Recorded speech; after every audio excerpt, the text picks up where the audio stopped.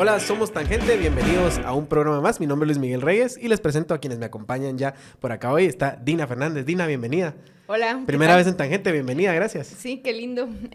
Muchas gracias por invitarme. Gracias. Dina nos estaba preguntando ahí de las fotos, entonces vamos a pedir una explicación detallada de cada foto porque habían un montón de dudas. Y Goyo Savera, Goyo, ¿cómo estás? Súper, gracias. Un gusto estar aquí y compartir con Dina. Qué bueno.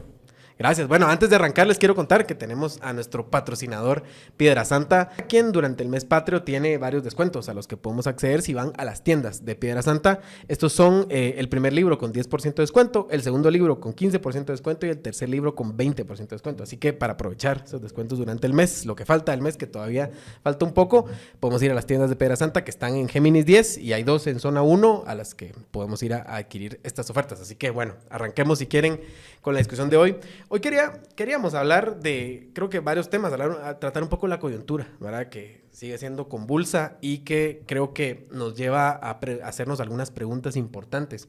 Principalmente, creo que me gustaría hablar de lo que hablaba el presidente electo Arévalo hace unas semanas, o hace la semana pasada, sobre el golpe de Estado, ¿verdad?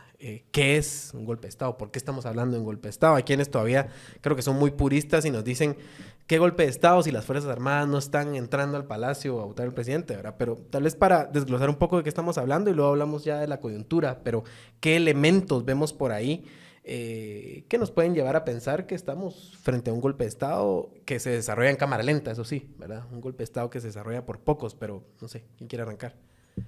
Dina. Bueno, no es necesario tener Fuerzas Armadas para que haga golpe de Estado. Aquí tenemos un ejemplo claro del Serranazo en el 93. A pesar de que, bueno, sí estaba coaligado, como uno supondrá ahora que habrá conversaciones con algunos oficiales del ejército. En ese momento el golpe de Estado se dio a través de abogados, que creo que es más temible que el de los cuartelazos, ¿verdad? Al final lo que se trata es subvertir las instituciones y la ley para hacerse con el poder. Eso es un golpe de Estado. Completamente. Yo creo que ni siquiera podemos hablar de que sea en la teoría política moderna, porque cuando uno lo mira en la historia, cualquier ejercicio en donde alguien captura o busca capturar el poder por medios que no son los establecidos, y en este caso serían los medios institucionales de la soberanía popular que establecen funciones claras, estamos hablando de un atentado contra esa institucionalidad, y atentar contra esa institucionalidad, consolidar poder de esa forma paralela, implica golpear, generar un golpe, ¿verdad?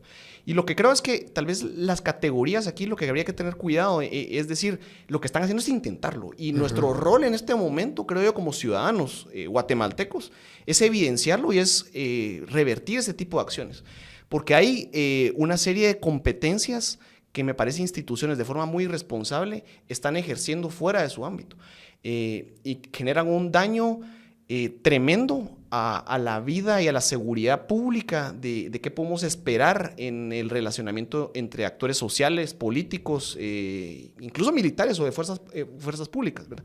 Me parece que nunca habíamos tenido el ejemplo lastimoso y vergonzoso de tener fiscales abriendo cajas electorales y contando boletas. Ese es un tema que me parece, primero, tiene que ser anulado cualquier efecto que pueda tener de ese tema y revertir esos efectos, porque no está diseñada nuestra institucionalidad, no está diseñada la democracia para que ni los fiscales ni los jueces cuenten votos. Los votos los cuentan, en el caso guatemalteco, ciudadanos investidos de esa función por el Tribunal Supremo Electoral y que integran juntas receptoras de votos, juntas electorales municipales y juntas electorales departamentales. Y en el específico caso del conteo y el resguardo son las juntas receptoras de votos, que son ciudadanos.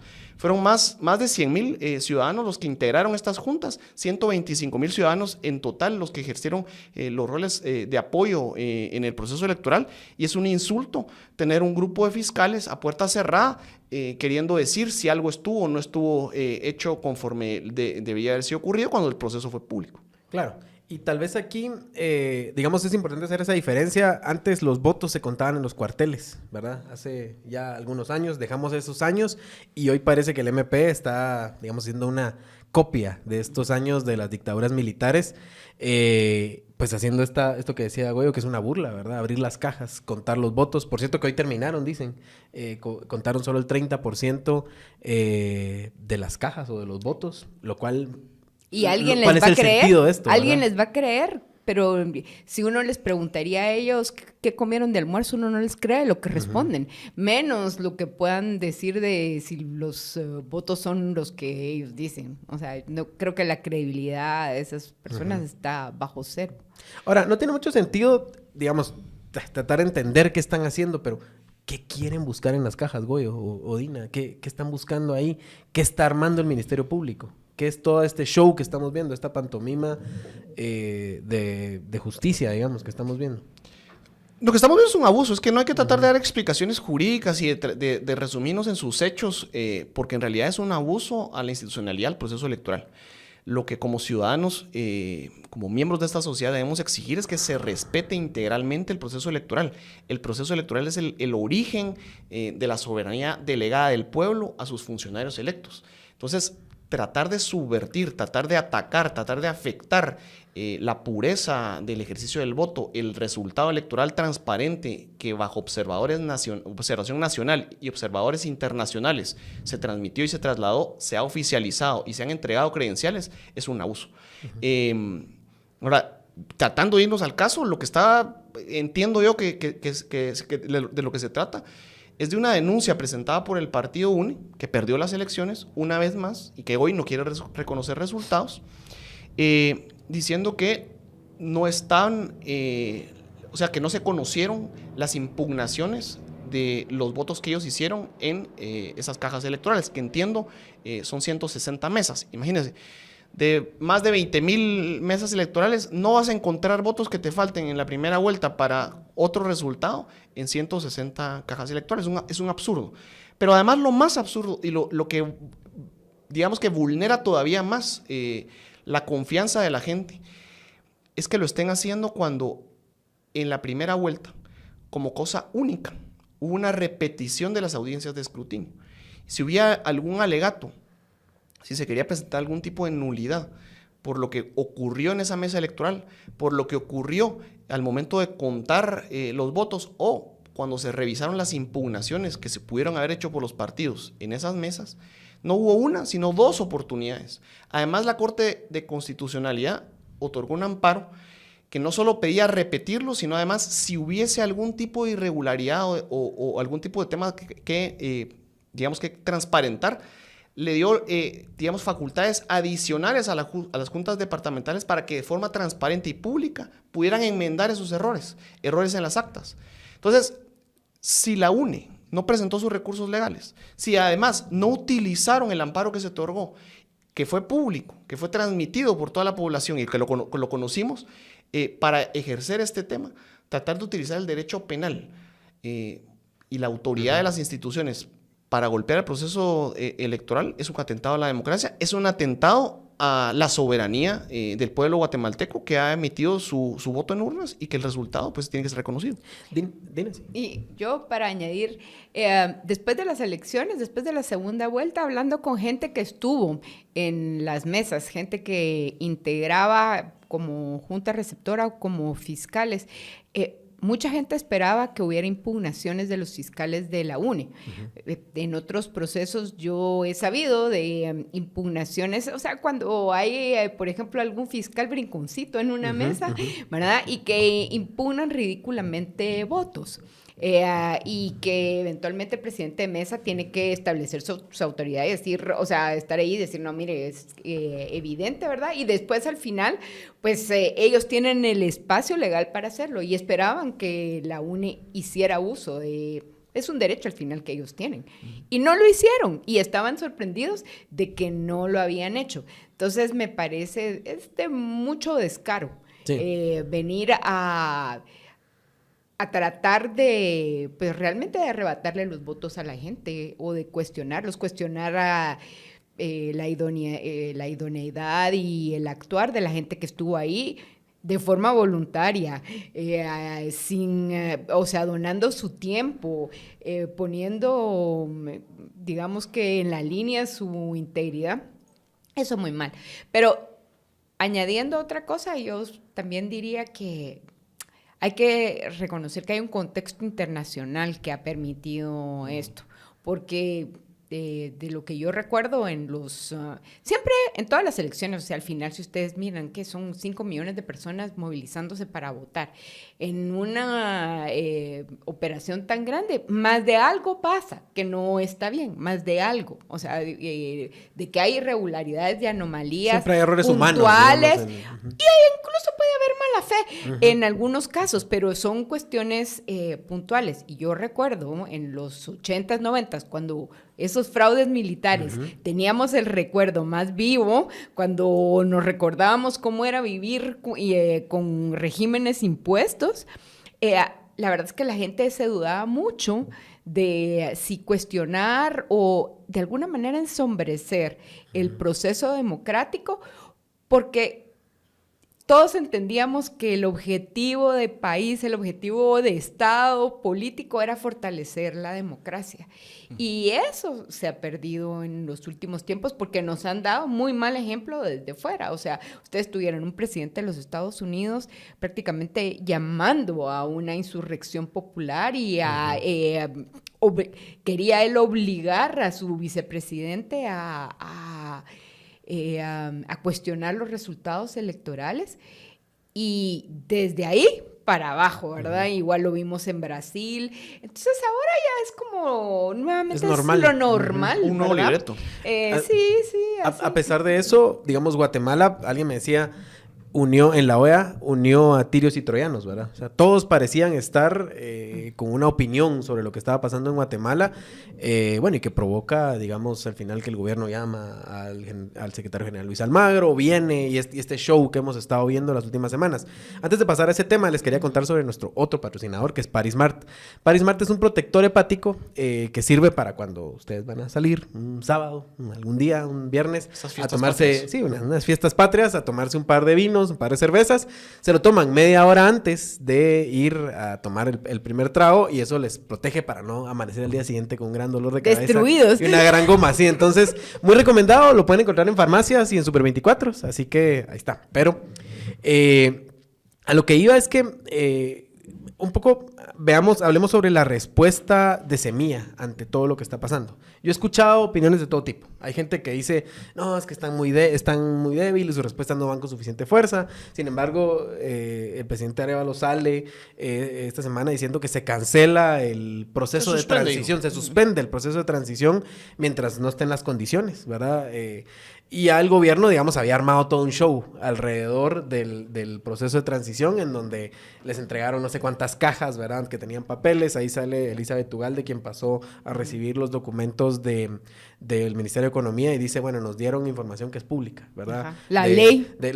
Las leyes las imprimieron y se las dieron, los puestos y otras cosas. O sea, nada que realmente sirva para un proceso de transición, ¿verdad? Y luego, al día siguiente de que el presidente Arévalo dice se suspende el proceso de transición, salen los ministerios como que fueran Net Center, así con las fotos, ¿verdad? Aquí estábamos esperándolos, ¿verdad? En la oficina que vinieran al proceso. O sea, el gobierno armó todo un show, pero digamos, sabemos que entre los actores oscuros que están empujando este golpe del que hablamos, uno de los actores es el gobierno, es el presidente Yamatei. O sea, creo que ahí no hay mucha vuelta que darle. El otro es el Ministerio Público, que no actúa de forma autónoma, pero digamos, tiene muchas presiones. Y bueno, y el otro es la UNE también. O sea, Sandra Torres también está operando por su lado y es parte de este conglomerado que a veces están de acuerdo y a veces no, ¿verdad? Pero la respuesta de Semilla, ¿cómo la ven ustedes? ¿Creen que hay forma de ser más fuertes o hoy sí se les vio contundencia en sus últimas declaraciones? Güey. Yo creo que esperar una serie de acciones contundentes nos queda una expectativa que también le está poniendo presión a un actor en donde no debe estar la presión. Es decir, el voto popular fue contundente en el resultado, la diferencia es sustancial. El problema que de alguna forma se había identificado desde el momento en que se reformó la ley electoral y de partidos políticos, que es dejar esta brecha tan amplia en transiciones de poderes, porque tenemos prácticamente 7 meses de transición, es este tipo de incentivos, ¿verdad? E incentivos que vienen hoy a consolidarse con un sistema que estaba completamente alineado, de actores que están señalados, que pierden poder, que tienen miedo de que pueda revertirse ese tipo de función que en su, digamos, manipulación del poder, pues pueda tener un fin. Ahora, a mí me parece que, por un lado, hay voces institucionales que todavía no han hablado y me parece que el llamado hoy es al Tribunal Supremo Electoral y a la Corte de Constitucionalidad que tienen que cerrar, digamos, este círculo. Y creo que hay algunas acciones que tienen que tomarse todavía para proteger el proceso electoral y protegerlo de un actor institucional que está atacándolo, ¿verdad? Que es claro, ¿verdad? Son algunos jueces y son el Ministerio Público que lo ha hecho frente a los ojos del mundo entero y frente a los ojos de este procedimiento que la OEA ha montado a solicitud de Guatemala. Entonces, regresando, pedirle presión o ponerle presión a Semilla por algo que está completamente fuera del proceso, no creo que sea solo ese tema. Las respuestas sí tienen que ser contundentes. La defensa de los derechos del partido y de sus resultados, pues les compete a ellos. Pero también me parece que el llamado tiene que ser a todos los actores sociales, a la ciudadanía, a las cámaras empresariales que se han pronunciado a defender ese proceso. Porque la verdad es que la democracia nos compete a todos. Y lo que estamos viendo es un ataque no a Semilla, sino al proceso democrático. Y al final nos termina afectando a todos. O sea, nos parezca o no nos parezca Semilla, al final que quede sentado ese precedente es muy preocupante, es nefasto para el país, es un retroceso más.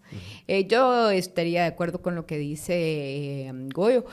Yo creo que el presidente electo es una persona, uno no le puede pedir a la gente que sea otra persona que no es. Y él es una persona juiciosa, serena, que va a buscar la vía. O sea, él es diplomático, viene de ahí. O sea, él va a buscar una solución platicada antes de agarrarse de las greñas, ¿verdad? O sea, esa no es su estilo ni sus formas. Creo que sobre todo en los últimos días ha tenido una respuesta más fuerte porque las acciones así lo reclaman y yo creo que ahí está bien, como dice Goyo, yo miro que es a las instituciones a las que hay que reclamarles. O sea, porque vemos a la Corte Constitucional brincar, pero rapidito, les truenan los dedos y brincan, cuando vienen, son otros actores los que demandan amparos, otros actores los que demandan protecciones, los que demandan previsión, y entonces sí, se pronuncian rapidito, mientras que cuando se trata de defender los resultados en las urnas, se les ha visto, se ponen exquisitos, ¿verdad? Que, ay, así no es como me gusta que me lo pidan, ¿verdad? Así me lo va a decir por favor, o me va a buscar otro lenguaje para decirme esas cosas, cuando al final aquí estamos viendo que son acciones políticas y ellos deberían tener también una defensa de las cosas grandes, pues. Claro. Pero bueno, es lo que hay, sí, es lo previsible. Y más cuando a veces son las formas y a veces no, ¿verdad? O sea, sí, son muy selectivos con lo que... Y son 5 meses, o sea, de aquí al 14 de enero son 5 meses, y yo les digo, la gente que tiene poder no lo suelta graciosamente, porque menos los actuales sujetos. Entonces, se van a aferrar y... Preguntas tú, ¿cuál es el objetivo? Yo creo que, eventualmente su objetivo en un inicio sí era evitar que los resultados de las elecciones, como no fueron los que les gustaron, se concretaran. Si no pueden eso, será debilitar al presidente electo lo más que puedan antes de que tome posesión. Y después de que tome posesión, no se termina. Hacerle la vida imposible. ¿Será? Es que ese era... Y yo creo que sí, juntándolo con... Porque ella como una parte del paquete de asesoría política que están vendiendo seguramente en Latinoamérica a partir del tema de Trump diciendo fraude, es que el ciclo es el mismo, ¿verdad? O sea, es venir y decir, no acepto resultados, es fraude, no hay. Y entonces lo que están utilizando es la institucionalidad para tratar de sembrar de una forma contundente una idea de que aquí no hay legitimidad en esos resultados, de que aquí todo estuvo mal. Y lo vemos con el descaro de presentarle supuestamente los indicios al secretario de OEA de que el partido fue hecho con firmas falsas, y después cuando vemos las mismas diapositivas, que todavía no conocemos nada, ¿verdad? Y creo que el partido Movimiento Semilla no se ha podido defender por eso. Pero yo que he visto, digamos, la parte de cómo se constituye un partido, lo que están viendo no son los afiliados, lo que están viendo son las hojas de adhesión temporales que utilizó el Comité Pro Formación. Entonces se están utilizando tener errores, y van a tener de todos los partidos. O sea, los rechazos están en todos. Entonces cuando dicen, es que firmó, esta firma no tenía datos y presentan cosas, ellos no son afiliados. Lo que tuvo que haber hecho, porque probablemente sí hay casos y esos tienen que investigar. Ojalá una fiscalía independiente. Gente que de repente aparece afiliada a la UCN, a no sé qué partido. Es que todos los partidos tienen ese tema. O sea, yo, por ejemplo, mi familia, yo tengo 3 familiares que me dijeron, pero yo no estoy afiliado. Sí, estaban afiliados. Ajá. Unos a, bueno, no voy a decir los partidos, pero de todo eso. O sea, ahora, si hay firmas falsas, ese es un tema, hay que identificarlo. Si hay un tema que yo no creo que llegue a un punto penal, pero si lo hay, la responsabilidad es individual. Ahora, utilizar 5,000, bueno, ese es el ridículo y el absurdo que están haciendo. Ahora, yo creo que también, no solo lo están queriendo montar en adelante, sino además les conviene a los que mueven esto porque es financiamiento, es plata, es venir y tratar de generar miedo, porque cuando vengan a tocarse intereses de parte del gobierno, van a decir, mira, te lo dije, ya viste, es que estos son no sé, tal cosa, y empezar otra vez con las estrategias de comunicación. Los operadores generan la necesidad de seguir actuando. Y en Brasil lo estamos viendo. En Brasil está pasando eso. Y lo preocupante de verdad es que al final, ¿qué va a quedar? Porque si tú, o sea, Guatemala no es una democracia robusta, ¿verdad? Sino que era una democracia muy, muy débil, donde una de las últimas cosas que por lo menos sí funcionaba era el puro hecho electoral en sí mismo, pues el día de las elecciones. Si le quitas credibilidad hasta eso, después, ¿qué te queda? En otros lugares, pues todavía hay, o sea, hay ruinas en las que, donde sostenerse, pero aquí va a quedar tierra arrasada, pues. O sea, de verdad, y la gente no se pone a pensar que sobre dónde va a seguir trabajando después, ¿verdad? Cuando sean otros los que quieran a competir por el poder, ¿verdad? O sea... Ahora, mi percepción es que el plan les ha fallado en todas sus etapas, ¿verdad? O sea, de una forma u otra, ¿verdad? Porque esto no empezó ahorita, no empezó ni siquiera con la primera vuelta. Esto empieza tal vez el año pasado, cuando empiezan a lanzarles avisos a gente que podía ser candidato para decirle, mire, si sigue así, no lo vamos a inscribir, no sé qué. Después, efectivamente, no inscriben personas, votan candidaturas. La más obvia y la más descarada fue la de Carlos Pineda, que la votan, que Dina aquí es experta en Carlos Pineda, porque... no, pero digamos que... Y se ha puesto una condición de no traer eso aquí para hacer la invitación. Pero ahí lo vamos a ver de vuelta. Sí, seguro, ese viene de vuelta y viene con fuerza, seguro. Pero bueno, digamos que con todo lo que podíamos pensar de Carlos Pineda y que lo seguimos pensando, la forma como votaron su candidatura fue totalmente irregular e ilegal. Y luego, digamos, se les cae eso, ¿verdad? O sea, se les cuela Arévalo, ¿verdad? Luego pierde Sandra Torres, ¿verdad? Entonces, lo cual era muy esperado y conocido. Y luego, digamos, todo se les ha ido cayendo. Y hasta el momento ahorita pareciera que vamos a llegar al 14 de enero con Partido Semilla tomando posesión. Porque tampoco pareciera que fueran a es que tiene que ser así, ¿no? Yo creo que la expectativa de seguir pensando que hay otra vía que no es la constitucional, la legal y la que, sobre todo, el pueblo en las urnas ha dicho, estos son los que yo he elegido para alcaldes, para Parlacén, para diputados, para la presidencia y la vicepresidenta. Es que esos son. No hay otro. No hay otro. Es que romper con ese tipo de temas es ya salirnos completamente del foro de lo que puede ser constitucional, un golpe de Estado. Sí, correcto. Y aparte de eso, creo que hay una... perdón, Gregorio, te estoy arrebatando la palabra. Hay una voluntad manifiesta, no de estas elecciones, sino que de para atrás, o sea, desde la de Jimmy Morales, en donde el establishment de la clase política tradicional ha sido castigada consistentemente. Entonces... las personas no entender que ese voto de castigo está ahí, que la gente de verdad está harta y ha estado dispuesta a corrérselas. O sea, Carlos Pineda era un desconocido advenedizo, a pesar de que ya bueno, o sea, nos había ido pésimo con Jimmy Morales por tener advenedizos de esa manera y todavía Jimmy Morales tenía más, por lo menos había tratado medio de hacer su doctorado de Hoy tenía una candidatura en la alcaldía. pero digamos que ya venía con ese entrenamiento. Este señor Pineda, nada. Y la gente prefirió eso. Prefirió eso. Entonces, querer imponerles a puro mecate otra cosa, creo yo que es un gran error. Y a mí me parece que ahí es donde también nos permite ver que estas acciones son acciones de un grupo que está bastante aislado. O sea, es que... Y es pequeño. Yo creo que sí. Y Claro, viven en una realidad alterna. Y seguramente están encerrados en una burbuja en donde todos se comparten y todos se dan una palmadita en la espalda y vamos bien. Y en realidad es un absurdo. Es un absurdo porque no es funcional ni sostenible tener una interacción en la sociedad cuando lo que tenemos es una realidad distinta. Y a mí me parece que después de 3 elecciones, porque es de la tercera que ocurre esto, ya hay actores que empiezan a entender que no es por ahí, ¿verdad? Que no va por ahí. Me parece que los mensajes, algunos contundentes, otros no tan contundentes, pero sobre todo defendiendo el proceso democrático y entendiendo la realidad de que hay que respetar los resultados electorales y que hay límites que no pueden ser sobrepasados, ya es una general.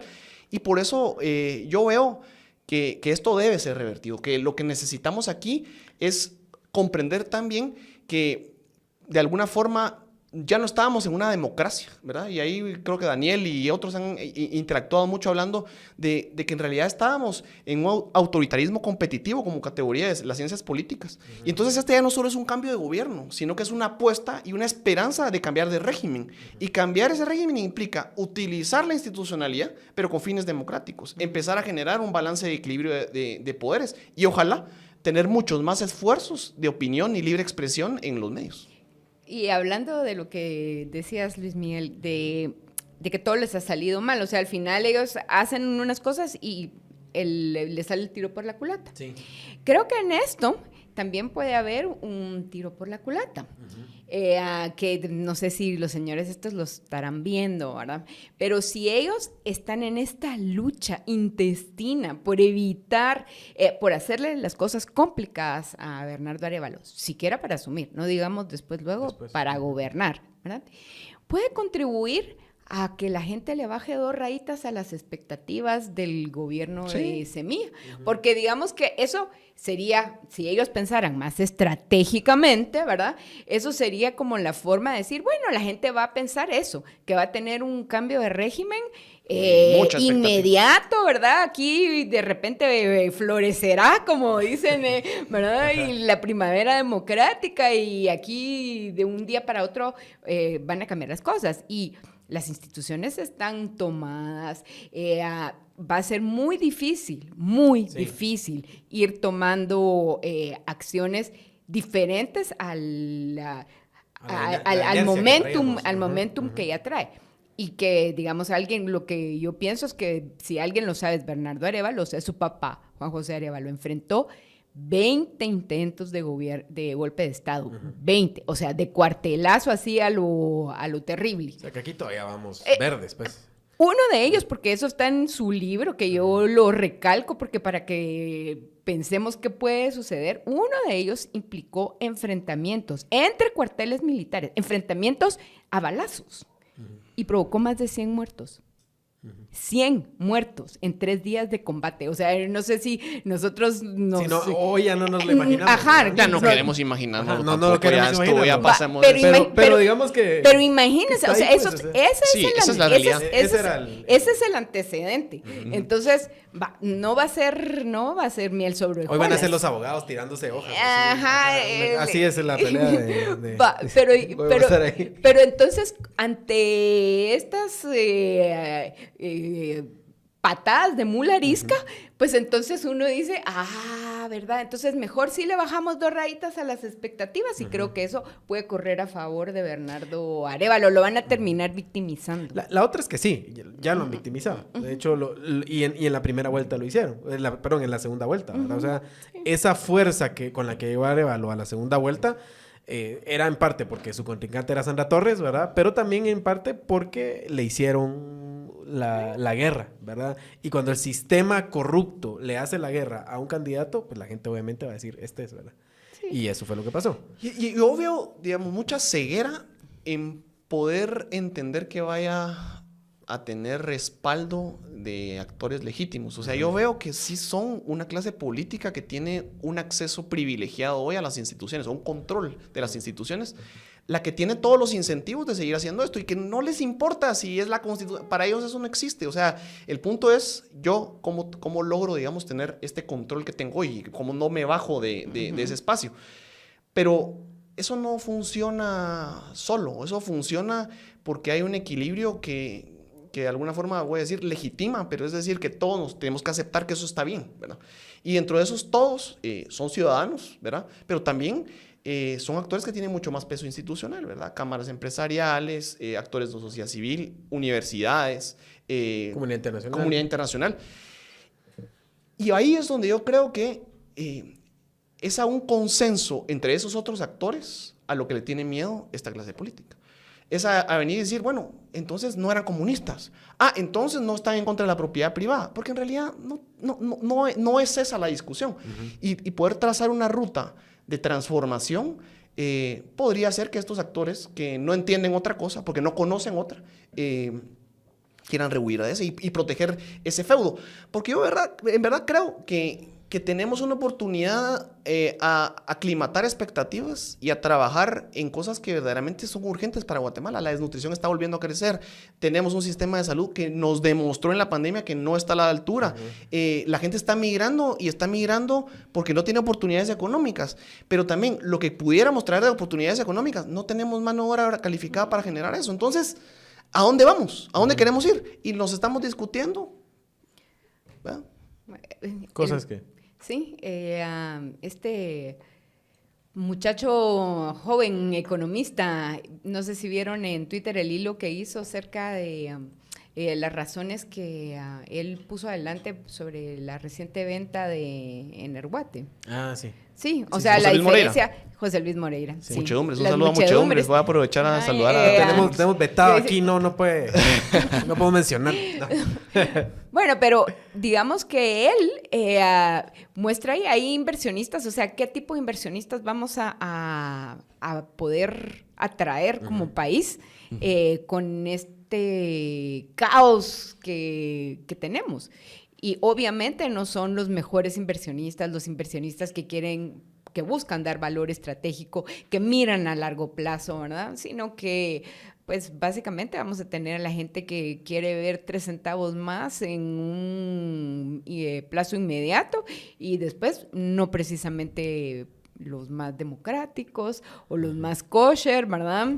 O sea, ya nos pasó con los rusos, ¿verdad? Rusa. Sí, vamos a tener... Los que dan maletas, los que dan... alfombras. Sí, los que no tienen temas de compliance ni problemas de esos, ¿verdad? Sí, y que no tienen tampoco empleos calificados para la gente que aquí no existe, pues.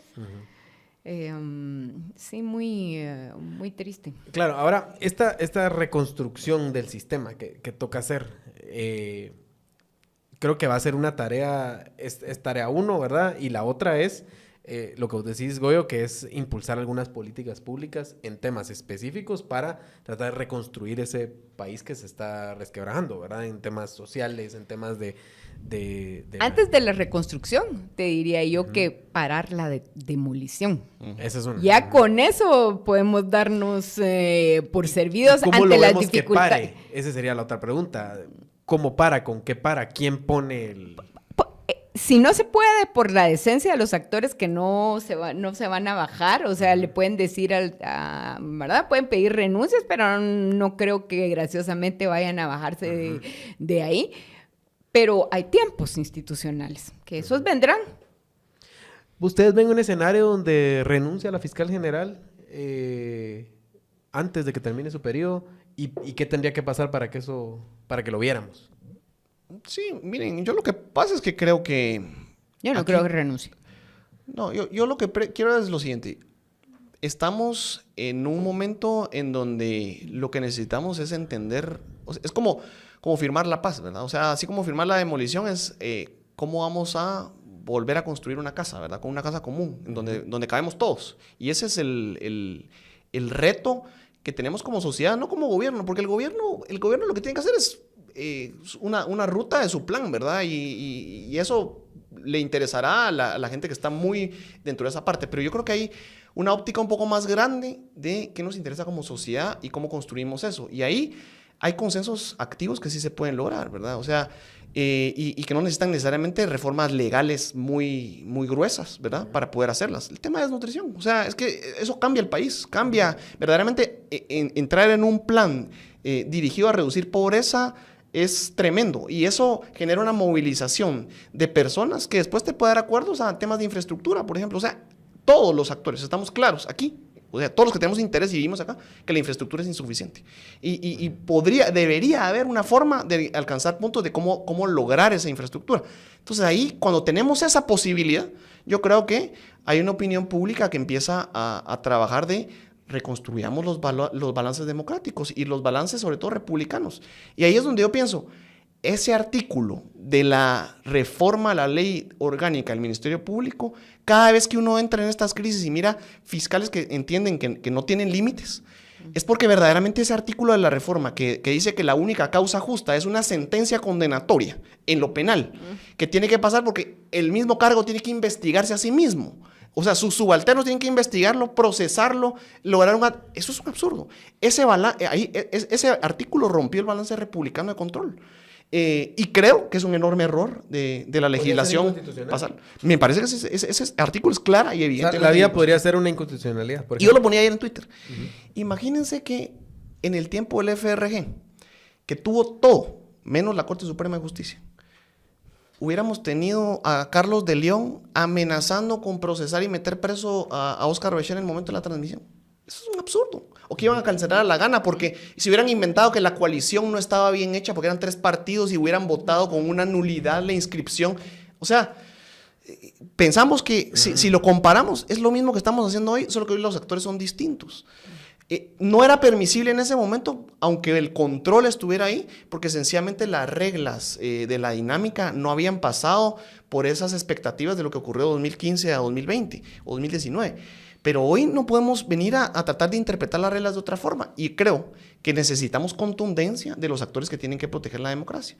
Y cuando no haya contundencia, lo que vamos a saber es que estamos a la libre y yo creo que no vamos a llegar a esos puntos. Por los comunicados de esta semana me parece que hay una expectativa de cuál es la vía de salida y cómo encontramos la verdad alrededor de eso. Y me parece que la verdad es responder y defender los acuerdos democráticos. Ahora, lo que sí estamos viendo es que los actores que tienen que defender el proceso democrático, por lo menos están, no sé, le dieron un poco la espalda al pacto de corrupción, ¿verdad? Algunos, o por lo menos no están ya tan subidos, ¿verdad?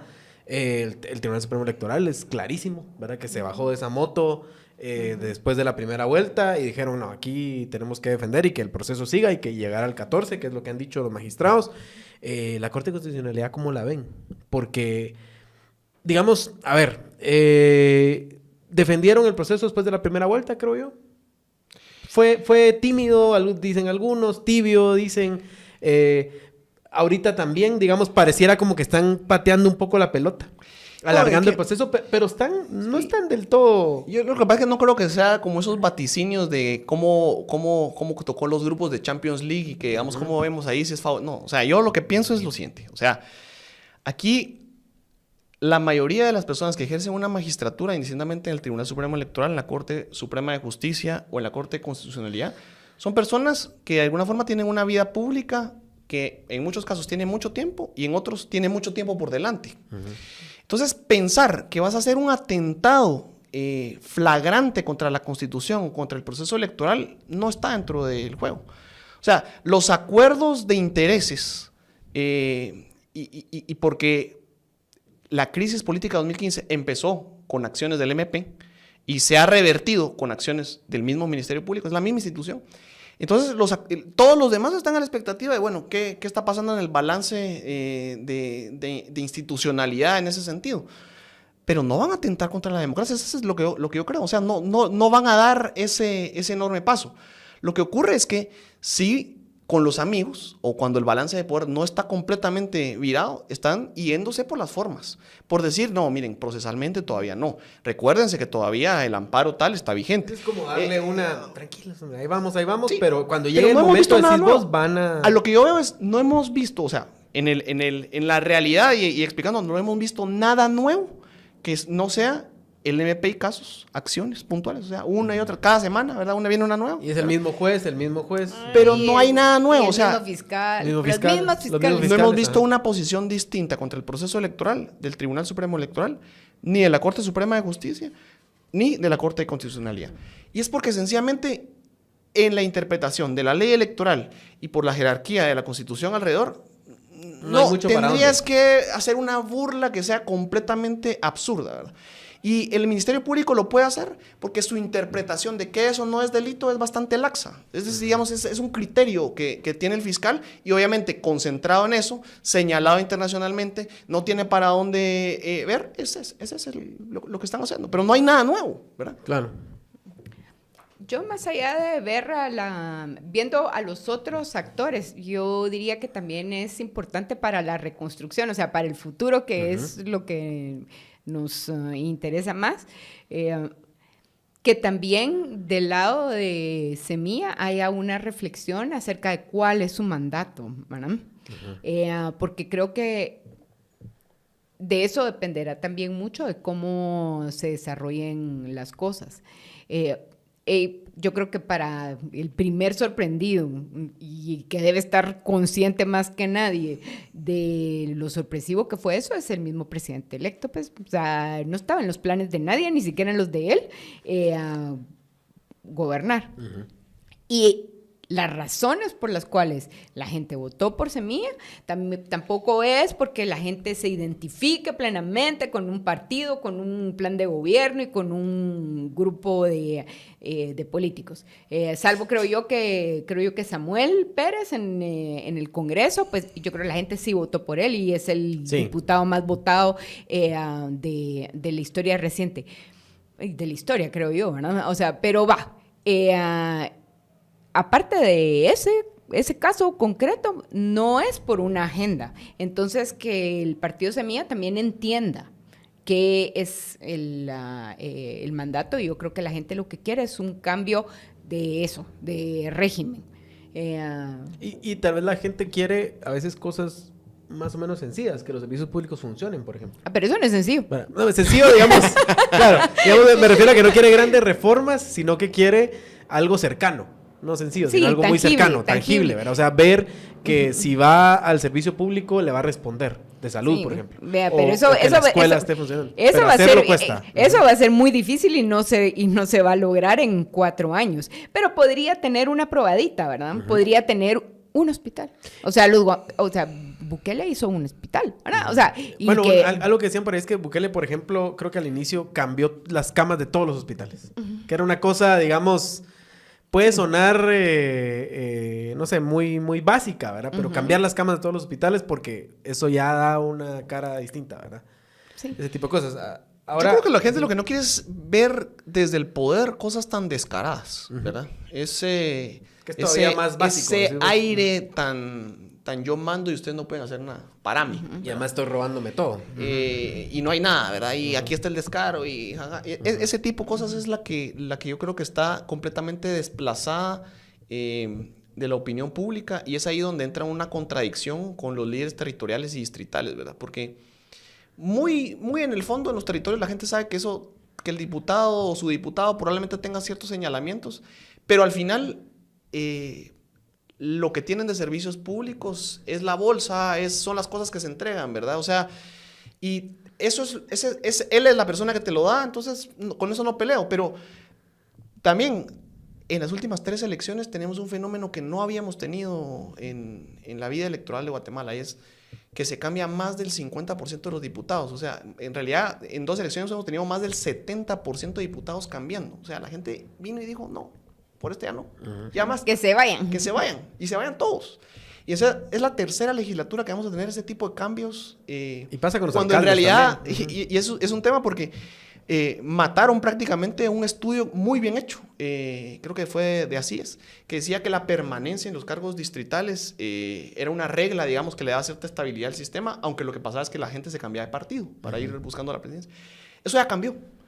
Entonces, es muy evidente que la gente vota por el que conoce, el que le da confianza en lo cercano, y contrasta un poco con el hecho de decir, no conozco a mi diputado, porque la gente en los departamentos conoce quiénes son los diputados. Sí. Y distinto, porque han votado por presidentes de una forma que va cambiando y va mutando. Y las redes sociales... Y voto cruzado, TikTok, que es la otra también. Sí, y el voto cruzado. Y TikTok terminó de cambiar eso. Entonces, hoy tenemos gente que vota por su alcalde de una forma muy consistente. Su alcalde, ¿verdad? El tema de los partidos por hacer. Pero los diputados los cambiaron. Y al presidente lo cambian, o sea, votan distinto. O sea, es una identificación clara de la ciudadanía de cómo ejercer su voto que nos puede dar luces también de cómo cambiar, de qué es lo que podemos encontrar. Y a mí me parece que lo primero es cómo ejercemos el poder, ¿verdad? ¿Qué expectativa tiene la gente de quien está ejerciendo gobierno y quien está en el poder? No puede estar persiguiendo a la prensa, es claro, ¿verdad? Meter gente presa.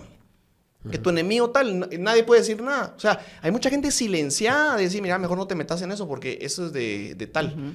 Eso, o sea, y yo como abogado y como amigo de abogados, tengo ese tipo de conversaciones continuamente. No imagino las que no escucho, pues, ¿verdad? Entonces, venir a renegar eso creo que es un tema claro. Y ahora, pero ¿cómo van a gobernar con esta tensión? Porque digamos, pareciera que de aquí al 14, el 14 toma posesión, vos lo decís, o sea, lo que tiene que pasar es que Semilla, Bernardo Arévalo y Karin Herrera tienen que tomar posesión el 14, no hay pierde, ¿verdad? Y pareciera que las instituciones encargadas de resguardar el orden institucional democrático lo van a permitir, van a dejar que eso pase y llegue así. El Ministerio Público no, porque el Ministerio Público va por la libre, digamos, el presidente Yamatei entrega el poder. Pero luego, si no se baja la atención del Ministerio Público, esto deja, digamos, ahí un problema que sigue escupiendo veneno todo el tiempo. Entonces, vamos a tener, por ejemplo, un caso de un antejuicio contra el presidente electo, ¿verdad? Y un Congreso que puede tener en sus manos este antejuicio. Y entonces, esa tensión no permite que se gobierne o hace que el presidente tenga que estarse defendiendo todo el tiempo. Él y los diputados y demás. ¿Cómo hacemos ahí para reconstruir? Pero yo creo que ahí también eventualmente le ha faltado malicia y olfato, tal vez sí, al movimiento Semilla. No para ser más altisonantes, pero tal vez más estratégicos. Por ejemplo, eso es un asunto y lo voy a poner aquí. Pero ese hecho de que no les dejen conocer su propio expediente, eso tiene mucho miaje. Porque por un lado tienen a una institución diciendo somos de puertas abiertas aquí, y por otro lado no les dejan ver ni siquiera a ellos que son parte procesal. Es una contradicción manifiesta. O sea, eso se le puede sacar miaje. Entonces, a una actitud así de mularisca se le podría sacar miaje político, creo, evidenciándolo, sí. Ridiculizándolo. O sea, eso se podría... Un poco más de, como de... Sí. No es malicia, sino como de ser más señalarlo, o sea, sí. pero de una forma que sea sencilla. Y yo creo que tal vez ahí ha sido un poco la herramienta, porque las conferencias de prensa, si bien es bueno, porque es un cambio que vemos de este gobierno que va a entrar, que permite que la prensa le pregunte y demás, deberían ir acompañadas de otro tipo de mensajes para el público que vos decías de TikTok, ¿verdad? Que es el público. Esa gente, digamos, votó por Arévalo, veía sus mensajes ahí, y a lo mejor ahí hay un público que no está siendo atendido con información de este tipo. Sí, y digamos que si le chupan rueda a lo malo del señor Donald Trump, le deberían chupar rueda a lo bueno. Y él es, o sea, es alguien que comunica bien y comunica sobre todo así, cercano con la gente. Entonces, digamos que por ahí hay también toda otra avenida que no está explorada y que habría que tomar, ¿verdad? ¿Voy? Sí, yo creo que hay figuras clave en toda la política guatemalteca que están entendiendo el cambio que estamos viviendo en el sentido de la comunicación política. Y lo que ocurre es que durante una campaña, tener un equipo profesional de comunicación que te está asesorando y te está diciendo, mira, es por acá, es una cosa, pero en este tipo de momentos creo que regresamos a lo natural, lo que sé hacer, ¿verdad? Y compartirnos por conferencias de prensa, comunicados de conferencias y comunicados de prensa que son tan largas, tan estructuradas, que hablan en términos jurídicos, pero no simples. Por ahí no siento que logre una difusión. Primero, probablemente porque los algoritmos no te funcionan ahí. Segundo, porque no tienes la atención de la gente. O sea, es muy largo. Toda la gente no está pensando. Le pedís mucho a la desde gente. El 20 de agosto a la fecha, hay muchas personas que dijeron, ya voté, y de vez en cuando escuchan, siguen molestando quedos, ¿verdad? O sea, siguen con temas, pero no están al día de este tipo de cosas. Y la comunicación política ahí sí implica de cómo adaptamos esas formas. Algo que, por ejemplo, el vendaval de Bukele sí hizo en la política salvadoreña. Él vino y dijo, no es mi campaña, yo soy otra forma de política, ¿verdad? Otra y forma de campaña comunicar. 100% del tiempo. Sí. Y digamos que no ha podido el gobierno y tampoco han podido ciertos sectores organizados. O sea, yo viendo esos comunicados y se los paso al costo, ¿verdad? Los que estén viendo. Pero esos comunicados que tienen 2 cuartillas con letritas y font 12. Sí. Señores, no están comunicando nada. Pero nada, nadie va a leer eso. Está marcando posición, nada más. Nadie, solo, sí, para 3 personas. Pero supuestamente yo creo que todo el que hace comunicación política querría tener más influencia, ¿verdad? Sí, o sea, va en el propósito mismo de existencia. Entonces, sí, así no van a llegar a nada. Solo una cosita. Sí. Hay cosas simbólicas también que creo que pueden marcar mucha diferencia, ¿verdad? Y gente que ha sido magistral para eso. Está ahí Mujica, por ejemplo. O sea, la gente, ¿qué es lo que quiere? Quiere ver un gobierno más transparente, un gobierno más cercano. Y se puede hacer, creo yo, siendo auténtico. Cada quien tendrá que buscar su estilo. Pero eso, o sea, eso se puede comunicar y se puede hacer tangible con hechos. Y después... yo recuerdo al presidente Cerezo. Sí. Cuando había, ¿verdad?, manifestaciones y todo, cosa que no había en los gobiernos militares, ¿verdad? Porque no se podía. Y me recuerdo cuando se le cuestionaba de que, bueno, y aquí se está descalabrando el país. Y yo recuerdo la frase, y yo en ese entonces era adolescente, y él decía, es la música de la democracia. Eso es lo que eso es lo que necesitamos. Necesitamos a alguien que marque la pauta de que las cosas van a ser diferentes.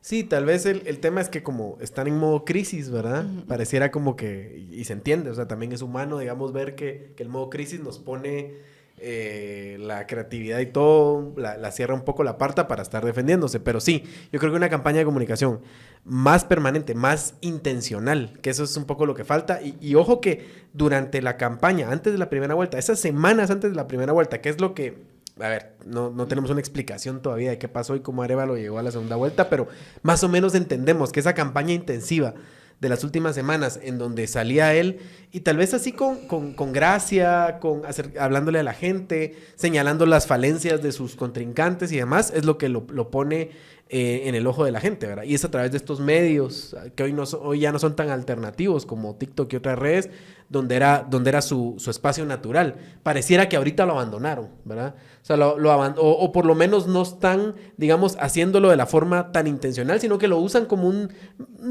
medio de difusión, digamos. Ahí ponen las 2 horas de conferencia de prensa, pero a lo mejor no ese es el mejor formato para ese espacio, ¿verdad? Y falta esa información. Yo de eso no sé mucho, no me voy a meter en una cancha, digamos, que también no conozco la información que ellos puedan tener o no, y la verdad no. Yo veo una cosa, después de las elecciones hay un punto clave respecto de lo cual le seguimos dando el poder y la influencia exagerada a los exabruptos de estas persecuciones y estos ataques a la democracia. Y es que, lo decía Dina, hay que entender cuál es el mandato. Si el mandato sigue viéndose hacia adentro y lo que queremos, entonces hace sentido lo que está haciendo el MP, porque lo que están demostrando es que están atacando a un partido, ¿sí? A una persona. Cuando en realidad lo que nosotros tenemos que entender como sociedad es que están atacando la democracia, están atacando a Guatemala. Y ni digamos, no está construida esa visión y ese sentir. Y por eso es que sigue caminando, ¿verdad? Si se percibiera, porque así es, que los ataques al orden institucional están atacándonos y afectando a toda la República, a toda Guatemala y a la estabilidad de todos nuestros intereses, sean económicos, sean políticos, sean de libertad, entonces vamos a sentirnos atacados todos, ¿verdad? Y eso es un poco lo que pasa así con el votante más joven, ¿verdad? Que al seguir atacando, al seguir diciendo no va a asumir, sí se siente afectado por su voto. Claro. Porque la visión de venir a defender esto es que bloqueaste a un candidato, bloqueaste a otro candidato, al que prefería también lo bloqueaste y hoy que voté me decís que no. Entonces se siente afectado, atacado el voto personal, individualmente de ese votante. Y por eso es que vemos mucha actividad, digamos, en algún espectro de la población. Pero pensar que la gente va a estar 24/7 atento de las incidencias políticas y más con estos factores de especialización. Eso solo somos los adictos. Amparo Los adictos contra la suspensión de la suspensión, de lo provisional, de lo... Sí, digamos, y eso es tal vez, ahí sí que hay que aprender lo bueno y lo malo de otros, ¿verdad? Pero ahí es donde gente como Bukele son muy hábiles, porque ellos cualquier ataque lo convierten a su favor, ¿verdad? Le explican a la gente, le controlan la narrativa para que no sean otros los que la controlen, sino que son ellos los que la construyen, la comunican y así mantienen controlada la narrativa. Digamos que eso es a lo que Semilla podría aprender en este momento para poder usar esto a su favor, porque al final, digamos, si suponemos que va a negar el 14, que así va a ser, ¿verdad? Porque las instituciones lo van a permitir. Mientras tanto, esto les puede servir para seguir sumando a su causa, que era lo que decía Dina, ¿verdad? Hace un rato. Sí, Decías. yo creo que una forma no quita la otra. Claro, Yo sí del lado de la comunicación sí sé y podría decir, o sea, las conferencias de prensa Sí, hay que hacerlas. sí, hay que hacerlas Totalmente. y tienen que ser diferentes. Tiene Totalmente. que haber preguntas Sí, porque que son verdaderas llevamos conferencias de 4 prensa. años de que no hay Ajá. preguntas. Tiene que haber el orden tiene que estar restablecido. No voy a decir que yo solo voy a contestar preguntas de este medio que me es afín, ¿verdad? O sea, eso tiene que manifestarse. Va a ser poca gente la que se quede a ver las 2 horas Sí. de conferencia, pero a la par de eso tiene que haber otro tipo de comunicación y la comunicación tampoco se sostiene si no hay hechos. O sea, tú puedes decir misa, Sí. pero si la gente percibe que tus acciones son contrarias a tus palabras, tampoco... hasta peor puedes caer. Entonces... Y ahora hay un elemento, digamos, del que no se ha hablado mucho. Hay gente que está esperando como manifestaciones masivas, ¿verdad? En defensa de Semilla por una parte, pero de la democracia por otro lado. Este tipo de mensajes, por ejemplo, podrían servir para eso, para animar a que la gente a lo mejor salga a expresar su opinión. Pueden ser a veces en espacios digitales, que creo que ahí hay bastante, pero también de repente veamos que si la cosa escala demasiado, que pareciera que así es, o sea, los rumores que se escuchan es que quieren llevar esto al punto casi de quiebre, ¿verdad? No sé si eso va a pasar, pero si eso pasa, que la gente quiera salir a defender el proceso democrático y digamos, por rebote, pues obviamente defender a que Semilla pueda llegar a donde tiene que llegar. ¿Ustedes ven eso o no?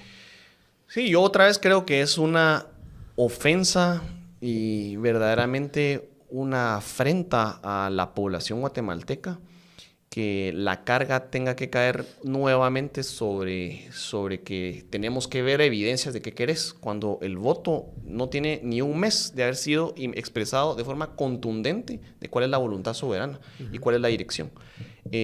Las instituciones, la democracia funciona cuando seguimos las reglas, y las reglas están claras.